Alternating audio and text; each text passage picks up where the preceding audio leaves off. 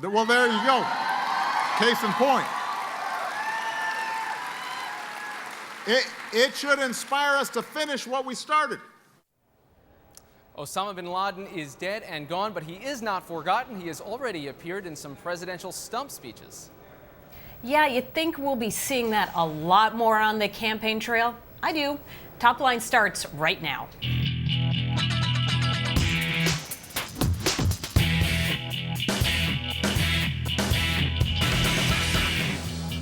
Hello and welcome to ABC News TopLine. I'm Rick Klein. And I'm Amy Walter. Every day at noon Eastern, we're right here with the latest in politics. It's twitter.com/Rick Klein, twitter.com/Amy E. Walter. Amy, let us know what is on your mind today. What is your first top line?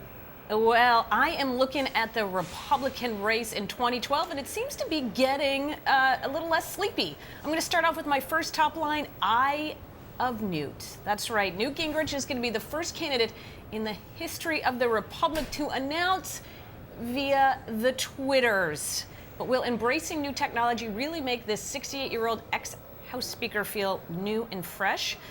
Well, we know one thing, Rick, at least he understands, or at least he says he understands his own weaknesses. Take a look at what he said today in the Washington Times. He says, "My two biggest mistakes were being undisciplined and that I didn't listen enough." So, Rick, is that the answer here? He just has to get a little, hunker down a little bit more and open up his ears, and he's going to win this race? That's right. A little bit of discipline goes a long way. You know, one of the big knocks on him, of course, is his history of marital infidelities. That, to me, seems like a coded answer for that. But in terms of the Twitter, we saw Newt Gingrich a couple of weeks ago have a kind of a false start for the beginning of his campaign. He has previewed this. We know it's actually happening for real. We can say with lots of certainty that Newt Gingrich will be a candidate for president. Next up today, it's in the Huntsman. He's only been back from China for a couple of weeks now.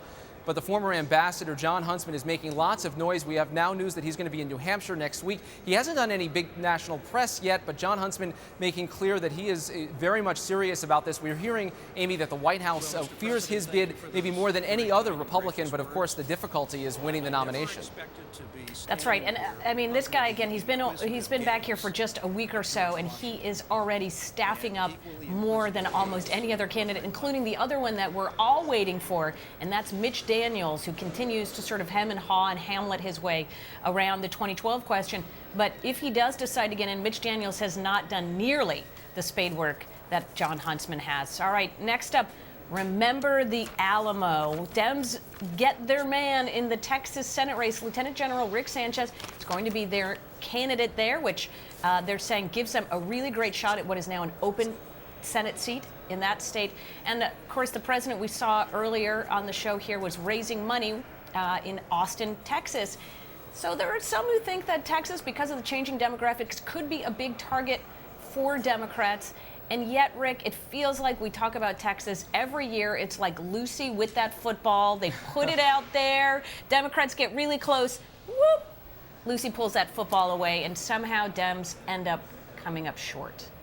That's right. Realistically, this is a very red state. You'll hear from President Obama and his folks. Yes, they're going to try to make the state competitive, but it's going to be so difficult to put anyone up, including a former general like Sanchez. And finally today, it's Professor Joe. Joe Biden played law professor a little bit. Our producer, John Garcia, caught up with him yesterday and let him know about the claim that Osama bin Laden's sons have been making. Take a look at this exchange. Sir, bin Laden's sons say that the killing was illegal. What do you say?